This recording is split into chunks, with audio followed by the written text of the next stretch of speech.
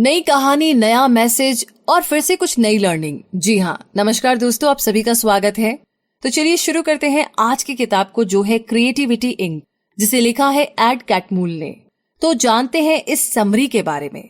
मतलब in short में कहूँ तो पिक्सर एनिमेशन के प्रेसिडेंट एड कैटमूल अपनी सक्सेस स्टोरी को शेयर करते हैं, जिसमें वो बताते हैं कि कैसे हम एक क्रिएटिव वर्क एनवायरनमेंट को मेंटेन कर सकते हैं और अपने पास टीचर्स की तरह एक ट्रू लीडर बन सकते हैं। और वो ये भी बोलते हैं कि हमें अपनी गलतियों को छुपाना नहीं चाहिए, बल्कि उनसे कुछ सीखना चाहिए, कुछ लर्न करना चाहिए।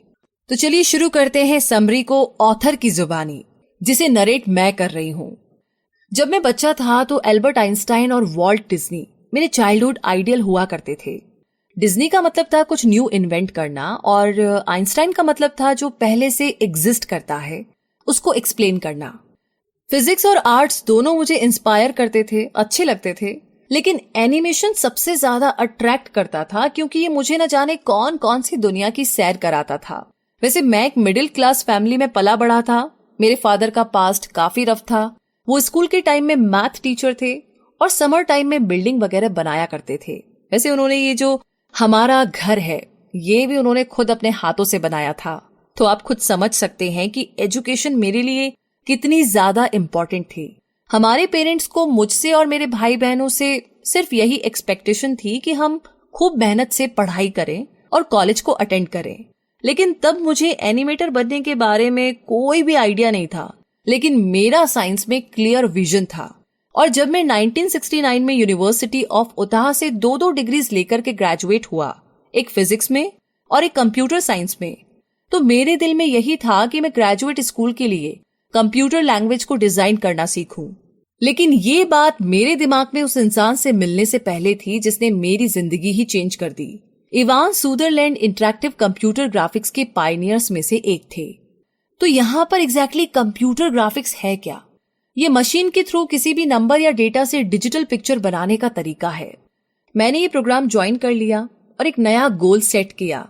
मैंने पेंसिल नहीं बल्कि कंप्यूटर से ऐसी इमेजेस को एनिमेट करने का तरीका डेवलप किया जिन्हें मूवीज में यूज किया जा सकता था। और 1973 में मेरी फर्स्ट शॉर्ट एनिमेटेड मूवी, जिसका नाम था हैंड, वो रिलीज हुई, जिसने धूम मचा दी। आज से पहले किसी ने ऐसी कोई चीज नहीं देखी थी। ये पहली फुल लेंथ फीचर थी जिसमें कंप्यूटर जनरेटेड एनिमेशन यूज किया गया था। उसी साल के स्प्रिंग टाइम में प्रोफेसर सुदरलैंड ने मुझे डिज्नी एग्जीक्यूटिव्स को एक एक्सचेंज प्रोग्राम आइडिया सेल करने के लिए बुलाया, जिसमें वो अपने एनिमेटर्स को न्यू कंप्यूटर टेक्नोलॉजी सीखने के लिए उताह भेजने वाले थे, और यूनिवर्सिटी अपने एक स्टूडेंट को स्टोरी टेलिंग सीखने के लिए डिज्नी एनिमेशन भेजने वाली थी। तो यहाँ पर सरप्राइज की बात तो ये थी कि उन्हें इस एक्सचेंज प्रोग्राम में जरा भी इंटरेस्ट नहीं था, क्योंकि उनके हिसाब से कंप्यूटर और एनिमेशन का कोई मैच ही नहीं था।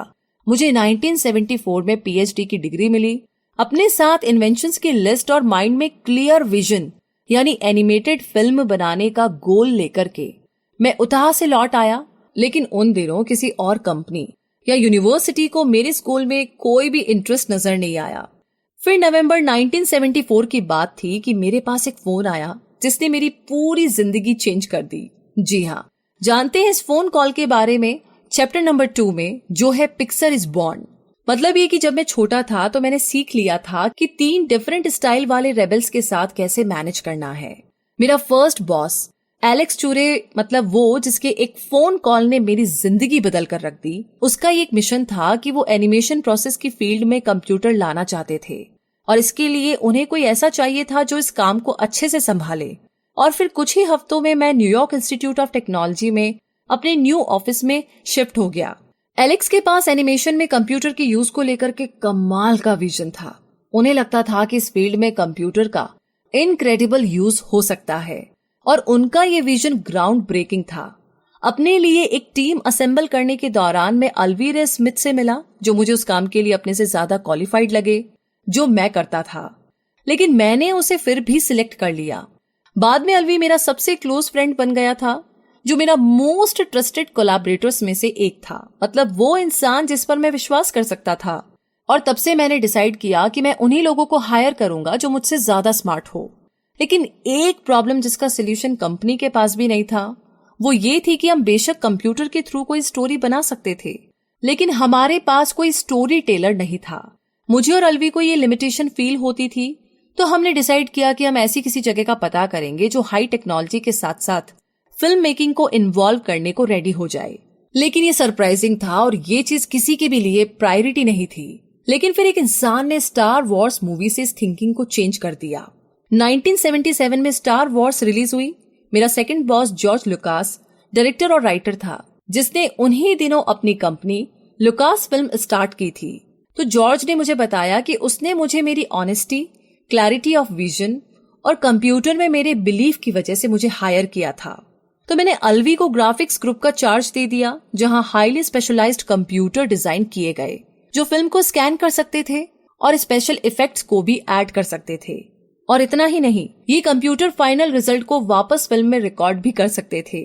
इन सब में 4 साल लगे और हमने इसे पिक्सर इमेज कंप्यूटर नाम दिया।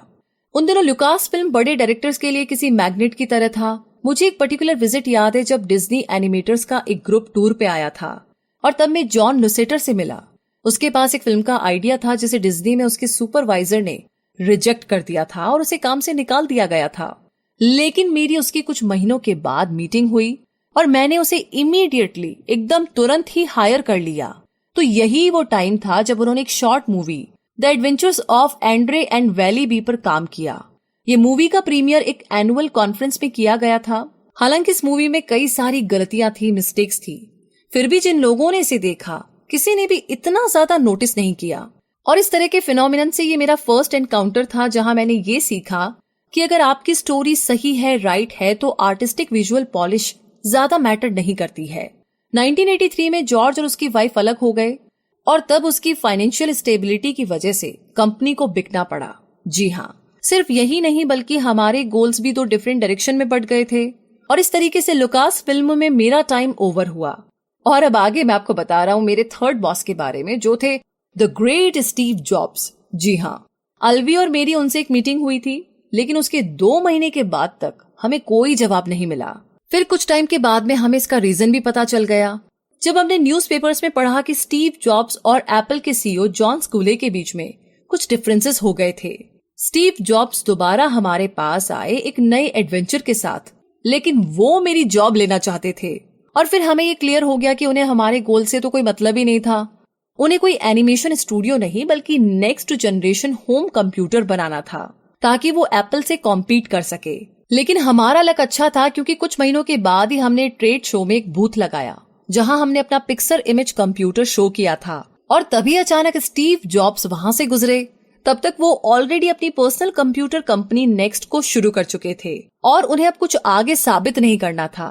फिर कुछ महीने के बाद ही स्टीव हमारे साथ एक डील करने को तैयार हो गए थे और फाइनली 1986 में अलवी, मैं और स्टीव के कमरे में साथ बैठे थे और इस तरीके से हमारी कंपनी पिक्सर का जन्म हुआ। अब इसके बाद क्या हुआ जानते हैं चैप्टर नंबर 3 में, जो है अ डिफाइनिंग गोल। मतलब ये कि मुझे एक नई हार्डवेयर कंपनी का प्रेसिडेंट बनने का मौका मिला जो पिक्सर इमेज 1986 कंप्यूटर बेचती थी। वैसे बात ये थी कि स्टीव, अलवी रे, जॉन लासेटर और मुझे कोई आइडिया नहीं था कि हम क्या कर रहे हैं।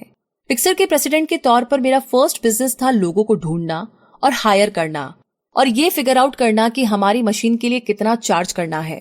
मुझे प्राइसिंग एडवाइस मिली कि मुझे हाई प्राइस से शुरू करना है ताकि हम जब चाहे प्राइस को रिड्यूस कर सके। लेकिन ये एक बहुत ही बड़ी मिस्टेक थी क्योंकि जल्दी ही हमारी रेपुटेशन एक हाई प्राइस वाले ब्रांड की बन गई और 1980 लास्ट ईयर्स में हमारी अभी तक कुछ शॉर्ट फिल्म्स ही पब्लिश हुई थी, जिनमें से एक थी लुक्सो जूनियर। ये एक शॉर्ट फिल्म थी जिसका स्टार एक लैंप था जो पिक्सर का लोगो भी बना और इस मूवी को जॉन ने डायरेक्ट किया था। खैर जो भी था, लेकिन हमें अभी भी पैसे की प्रॉब्लम थी।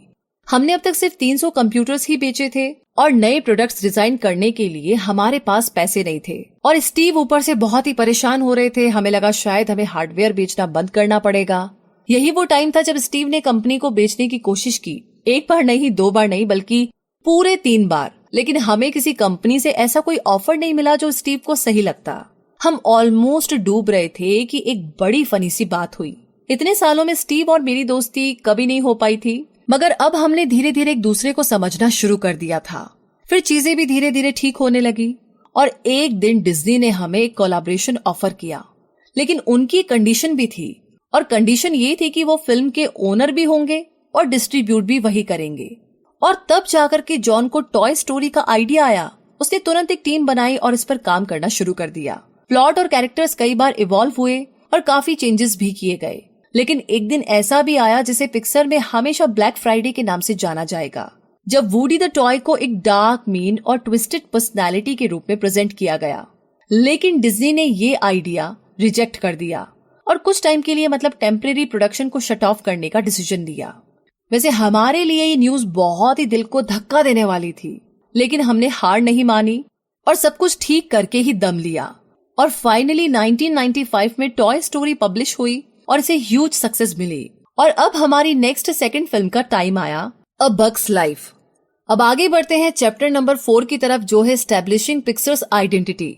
मतलब ये कि अ बग्स लाइफ के प्रोडक्शन के साथ ही डिज्नी के एग्जीक्यूटिव्स एक रिक्वेस्ट लेकर आए कि टॉय स्टोरी 2 को डायरेक्ट टू वीडियो रिलीज बनाई जाए, जिसका मतलब होगा कि ये थिएटर्स में रिलीज नहीं की जाएगी। उस टाइम पर ये बात समझी जा सकती थी क्योंकि उन दिनों मोस्ट मूवी के सीक्वल्स फर्स्ट मूवी की तरह उतने सक्सेसफुल नहीं होते थे।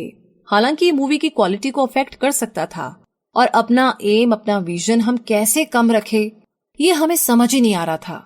और इसने वर्किंग कल्चर पर भी एक नेगेटिव इम्पैक्ट डाला था, क्योंकि जो डायरेक्टर्स अब अ बग्स लाइफ में काम कर रहे थे उन्हें टॉय स्टोरी 2 वाले डायरेक्टर से ज्यादा प्रायोरिटी दी जा रही थी और क्रू भी बी लेवल के वर्क के लिए तैयार नहीं थे।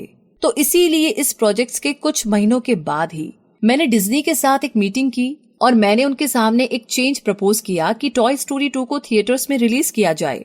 वैसे हैरानी की बात तो ये थी कि वो लोग मेरी बात पर तैयार हो गए। ये फर्स्ट टाइम था जब हम 2 बड़े प्रोजेक्ट्स पर काम कर रहे थे, इसलिए हमारे लिए एफर्ट्स को बैलेंस करना थोड़ा मुश्किल हो रहा था। काफी मेहनत हुई थी। लेकिन अ बग्स लाइफ की रिलीज के बाद जॉन को फाइनली थोड़ा टाइम मिला ये देखने का कि ये टॉय स्टोरी के डायरेक्टर्स ने आखिर अब तक किया क्या है। और जब उसने देखा तो पता चला कि ये मूवी के नाम पर बहुत ही बड़ा डिजास्टर बनी थी। हमने डिसाइड किया कि हम इसे दोबारा बनाएंगे। हमने सिर्फ 9 महीने के अंदर ही सब कुछ फिर से फिक्स किया। वैसे काम बहुत मुश्किल था, हेक्टिक था, सारे वर्कर्स को स्ट्रेस इंजरीज फेस करनी पड़ी, लेकिन हमने कुछ ऐसा क्रिएट किया था जिसकी लोगों को हमसे उम्मीद नहीं थी। हमें अपने प्रोसेस पे पूरा विश्वास था और क्वालिटी ही हमारी प्रायोरिटी थी। लेकिन ये ट्रस्ट अपने माइंड में कभी भी ना बिठाए कि हर चीज अपने आप हो जाएगी। आपको इसके लिए रिसर्च करनी होगी, मेहनत करनी होगी और आपको एफर्ट तो करना ही होगा। इसी के साथ आगे चैप्टर नंबर 5 है कि ऑनेस्टी एंड कैंडोर। मतलब ये कि टॉय स्टोरी 2 के बाद तो हमारा प्रोडक्शन प्रोग्रेस बड़ी तेजी से एक्सपैंड होने लगा था।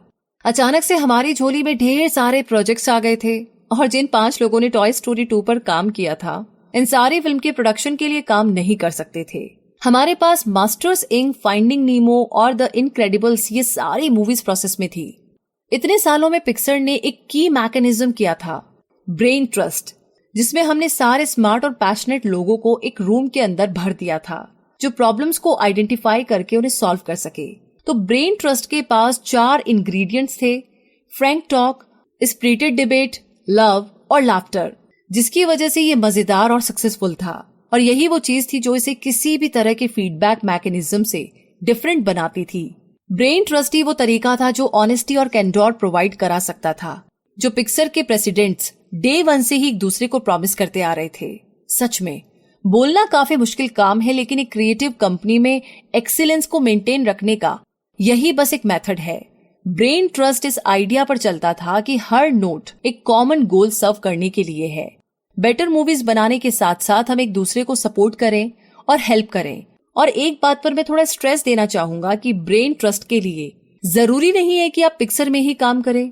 उनके साथ मिलकर के एक टीम बनाइए और अपना बेस्ट दीजिए। अब आगे बढ़ते हैं चैप्टर नंबर 6 की तरफ, फियर एंड फेलियर, जिससे लोग अक्सर घबराते हैं और इससे डील करने में बहुत परेशानी होती है।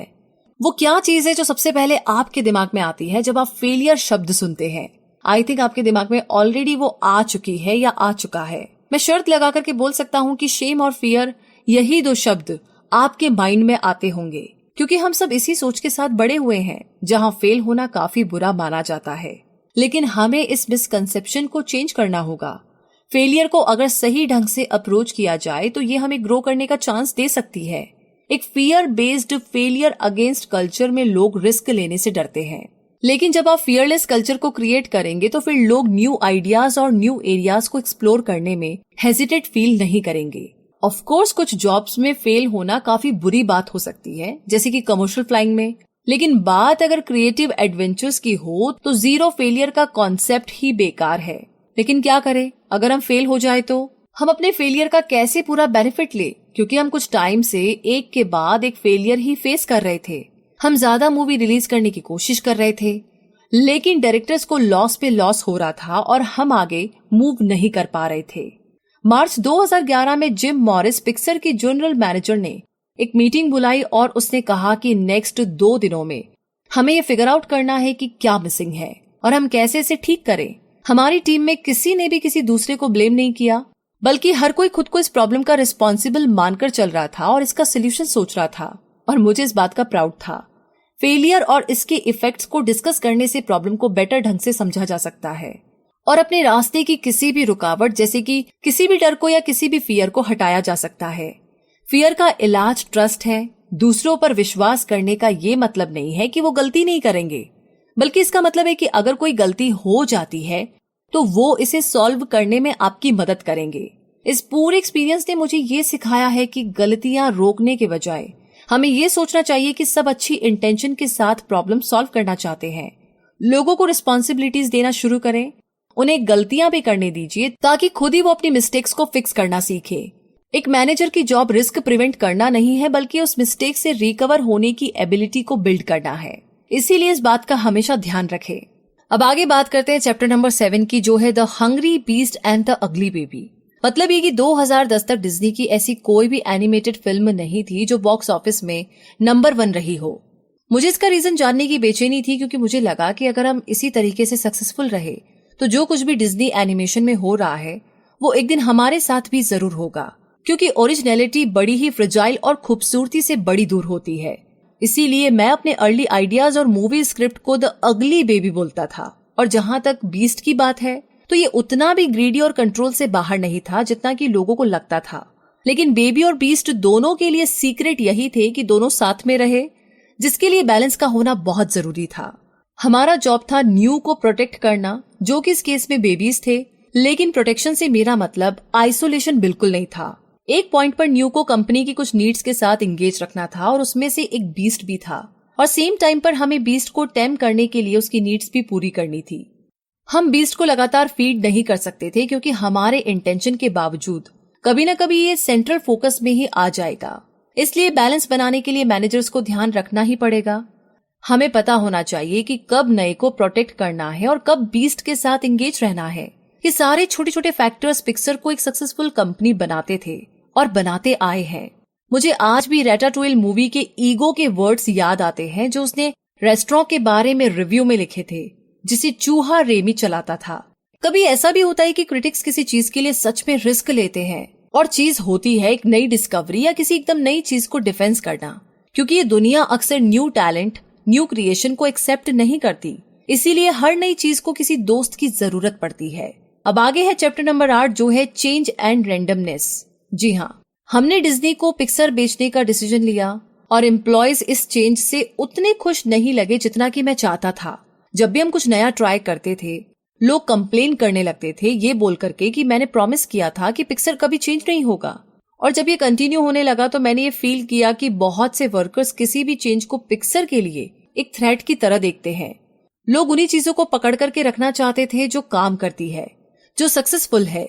इसलिए वो चेंज को इतनी इजीली एक्सेप्ट नहीं कर पाते हैं। लेकिन हमारे चाहने न चाहने से क्या होगा, चेंज तो आके रहेगा। लाइफ में रैंडमनेस रहेगी और यही ब्यूटी ऑफ लाइफ भी है। इसी दौरान हमारी 10th मूवी अप प्रोडक्शन में थी। अप को अपने हार्ट तक पहुंचने के लिए काफी चेंजेस से गुजरना पड़ा था, और जो लोग इस मूवी में काम कर रहे थे उन्हें इस चेंज के साथ चलना जरूरी था। और जहाँ तक रैंडमनेस की बात है तो हम इस दुनिया में पैटर्न, साइट्स और इवेंट्स को देखने के लिए पैदा हुए हैं, लेकिन ये हमें कभी भी ऑल्टरनेटिव्स के बारे में सोचने का मौका नहीं देता। क्रिएटिव एंडेवर्स में हमें उन चीजों को फेस करना ही पड़ता है जो हमारे लिए अननोन है। रैंडमनेस सिर्फ इवेंट्स ही नहीं है, बल्कि ह्यूमन पोटेंशियल में भी है। कोई भी पास से चिपक कर के क्रिएटिव सक्सेस को अचीव नहीं कर सकता है। हमें रैंडमनेस को एक्सेप्ट करना ही होगा, क्योंकि अपना गुड लक जानना और खुद से ये एक्सेप्ट ना करना कि हर वो चीज जो हमने बनाई है वो सिर्फ हमारी जीनियसनेस का रिजल्ट नहीं है। तो मोर रियलिस्टिक असेसमेंट को क्रिएट करें और डिसीजन लीजिए जिसके लिए मेरा व्यू हमेशा कुछ ऐसा होगा। Working with change is what creativity is all about. इसी के साथ आगे है चैप्टर नंबर 9 जो है द हिडन।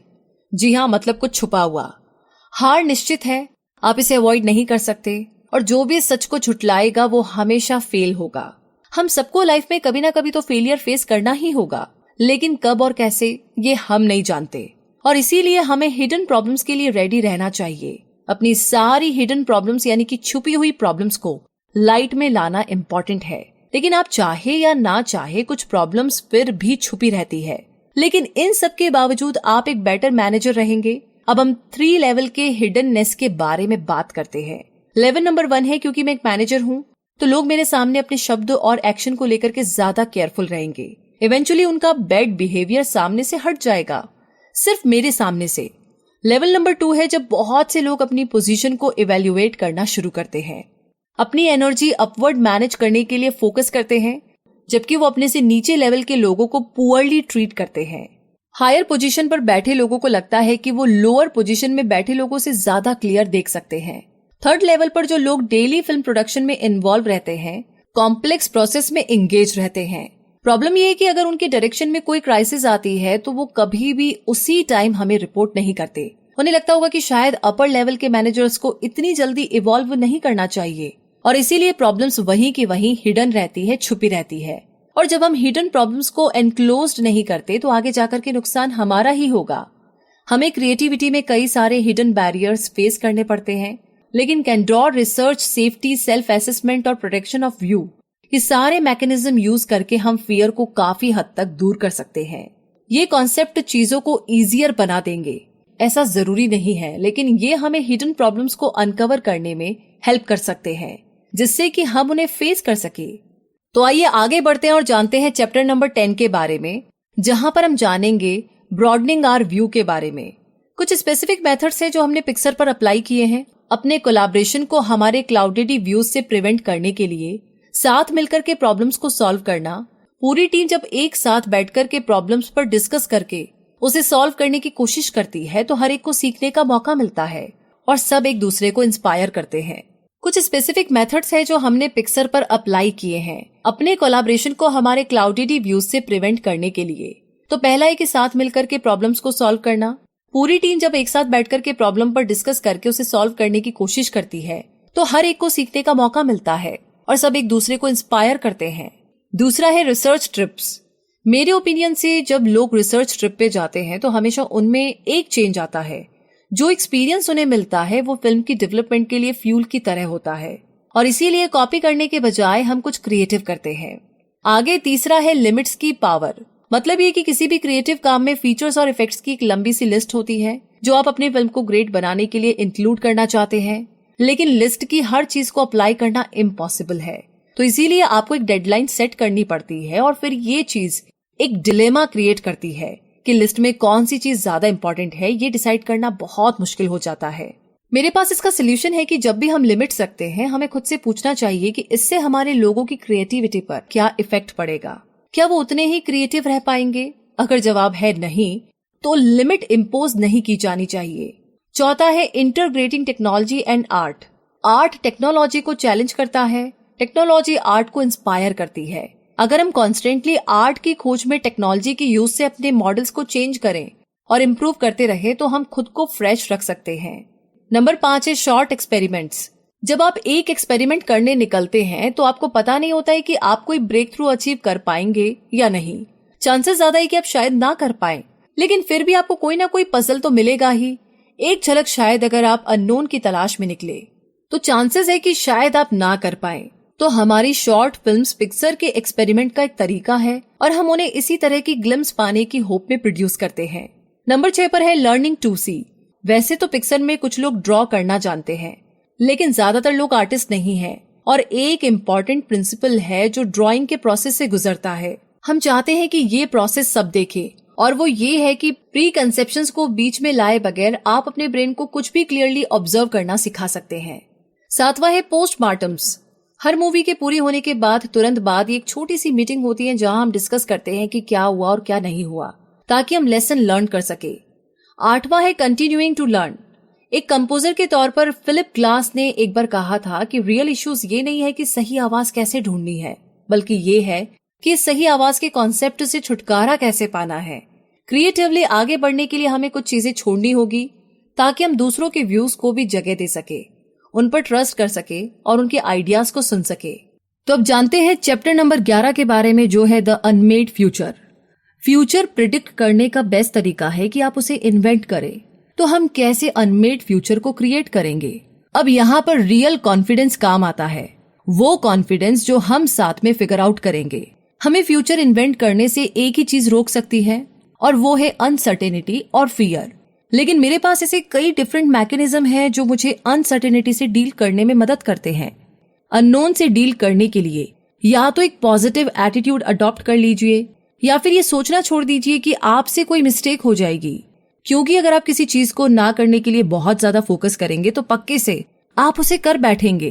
तो गोल ये होना चाहिए कि प्रोसेस के साथ कंफर्टेबल होना है और इसे फ्लो करने दीजिए, जैसे कि बायरन होवार्ड, डिज्नी के हमारे डायरेक्टर्स में से एक, जो कहते थे if you think you stink, mentally भी आप फ्यूचर इन्वेंट कर सकते हैं, बजाय इससे डरने के। अगर आप माइंडफुल है तो आप उन प्रॉब्लम्स पर फोकस कर सकते हैं जिन्हें आप सॉल्व कर सकते हो, और जो प्रॉब्लम्स आपके कंट्रोल में नहीं है उनके बारे में सोच करके आप खुद को परेशान नहीं करेंगे। इसका मतलब होगा कि जो सामने है सिर्फ उस पर पूरा ध्यान लगाए, ना कि पास्ट और फ्यूचर पर, क्योंकि एंड में जो डिसीजन हम लेते हैं वही हमारा फ्यूचर इन्वेंट करते हैं। तो इसीलिए हमें जो भी डिसाइड करना है सोच समझ कर करना है। अब आगे बात करते हैं चैप्टर नंबर 12 के बारे में, जो है अ न्यू चैलेंज। अक्टूबर 2005 था जब स्टीव ने एग्जैक्ट सेम वर्ड्स कहे थे कि मैं पिक्सर डिज्नी को बेचने के बारे में सोच रहा हूँ। सरप्राइज वर्ड जॉन और मेरी फीलिंग को बताने के लिए अंडर स्टेटमेंट होगा। हालांकि स्टीव और माइकल स्नेर जो इस टाइम पर डिज्नी के चेयरमैन और सीईओ थे, उनकी जरा भी नहीं बनती थी। लेकिन डिज्नी में हालात बदल चुके थे। स्नेर डिज्नी से बाहर हो चुके थे और उनकी जगह बॉब इगर आ गए थे। स्टीव के पास ये रीजंस थे। पहला तो ये कि पिक्सर को अपनी मूवीज दुनिया भर के थिएटर्स में चलाने के लिए एक मार्केटिंग और डिस्ट्रीब्यूटिंग पार्टनर की जरूरत थी, और दूसरा ये, स्टीव को लगता था कि मर्जर होने से पिक्सर को एक बड़ा स्टेज मिलेगा जिसका इस पर ज्यादा क्रिएटिव इम्पैक्ट होगा। जॉन और मुझे बॉब को अच्छे से जानने का मौका मिला, और नवंबर 2005 की एक रात को मेरे, स्टीव के और जॉन के बीच में एक एग्रीमेंट हुआ। और हुआ ये कि बहुत से फैक्टर्स थे जिसने इस डील को शेप किया था, और इनमें से एक फैक्टर था ट्रस्ट यानी कि विश्वास, और दूसरा था रीअश्योरेंस कि पिक्सर जैसा है हमेशा वैसा ही रहेगा, इसमें कोई चेंज नहीं होगा। फिर कॉन्फ्रेंस अरेंज की गई। हमने अपने एम्प्लॉइज को रीअश्योर किया, खास करके डिज्नी के लोगों को। उन्हें लगा जो डिज्नी उन्हें बचपन से पसंद थी शायद वो लौट आए, और मुझे इस बात पर बड़ा प्राउड हुआ कि ये चेंज मैं ला सकता हूँ। हमें अभी बहुत काम करना था एक healthy creative work environment provide कराने के लिए। जॉन और मेरे पास काफी काम था। खैर, हम एक स्ट्रेटेजी और सेंस के साथ आगे बढ़े। हमें इतना सब बनाने में सालों लग गए, लेकिन बहुत सारे आर्ग्यूमेंट्स और रेजिस्टेंस के बाद भी आखिर हम डिज्नी एनिमेशन को शट डाउन करने के फैसले को बदल पाए। हमने एक लंबी लड़ाई लड़ी और जीते। स्टूडियो एक बार फिर अपने पैरों पर खड़ा हुआ था। हमारा काम स्मूथली चलने लगा था। डिज्नी एनिमेशन अब एक नए लेवल पर आकर के खड़ा हो गया था। जो स्टूडियो वॉल्ट डिज्नी ने बनाया था वो एक बार फिर से उसके लायक बन गया था। इसी के साथ आगे चैप्टर नंबर 13 है नोट्स डे। मतलब ये कि जनवरी 2013 में पिक्सर की लीडरशिप में हमें 2 इश्यूज नजर आए और उन्हें सॉल्व करने के लिए हमें कुछ करना था। पहला इशू तो ये था कि हमारी फिल्म मेकिंग की राइजिंग कॉस्ट, और दूसरा इशू था पिक्सर के वर्क कल्चर में एक अनफॉर्चुनेट शिफ्ट। तो हमने फील किया कि हमारे लोगों ने कई सालों तक सक्सेस को एंजॉय किया है, इसलिए शायद अब वो अंडर प्रेशर आ गए हैं कि कहीं फेल ना हो जाए। तो हमने नोट्स डे को क्रिएट किया। मुझे लगता था कि कोई भी क्रिएटिव कंपनी खुद को इवॉल्व करने से नहीं रोक सकती, और स्टैग्नेशन अवॉइड करने के लिए ये हमारा लेटेस्ट अटेम्प्ट था। हम चाहते थे कि लोग स्मॉल और बिग इशू एक्सप्लोर करने के साथ साथ हमें फीडबैक भी दे। नोट्स डे के साथ सजेशन बॉक्स भी लाया गया, जहां लोग वो टॉपिक सजेस्ट कर सकते थे जिन्हें डिस्कस करके हम और भी ज्यादा एफिशिएंट बन सकते थे। तो नोट्स डे बड़ा सक्सेसफुल रहा। हमारे लोगों में से एक ने एक नोट छोड़ा जिसमें लिखा था, नोट्स डे प्रूफ है, ये सबूत है कि पिक्सर अपने लोगों की उतनी ही केयर करती है जितनी कि अपने फाइनेंस की। हमारे फर्स्ट नोट्स डे के बाद जो एनर्जी लोगों में आई वो देखने लायक थी और मैं बहुत खुश था। जो आइडिया उस दिन हमें आया था पिक्सर को चेंज कर रहा था, मीनिंगफुली और बहुत ही बेहतर तरीके से। तो मुद्दा मामला ऐसा है और कंक्लूजन ये है, ऑथर का इस किताब में गोल जो है वो लोगों को ये शो कराना नहीं है कि पिक्सर और डिज्नी ने कैसे मिलकर के अपनी सक्सेस स्टोरी लिखी, बल्कि ये बताना है कि उन्होंने कैसे अपनी जर्नी को कंटिन्यू रखा, हमने खुद को कैसे बनाए रखा। और सच तो ये है कि आखिरकार क्रिएटिविटी रिलीज करने के लिए चैलेंजेस, मिस्टेक्स, रिस्क और ट्रस्ट, इन सब की जरूरत पड़ती है। आपके पास अगर ये सब है भी तो आपका काम इजी नहीं हो जाता, और वैसे भी इजी नहीं बल्कि एक्सीलेंस को अचीव करना ही हमारा मेन गोल है। इसी के साथ दोस्तों ये समरी यहीं पर समाप्त होती है। और इस समरी के बारे में आप क्या कहना चाहते हैं, आपको कौन सी बात बहुत अच्छी लगी, हमें कमेंट बॉक्स में लिख करके जरूर शेयर कीजिए।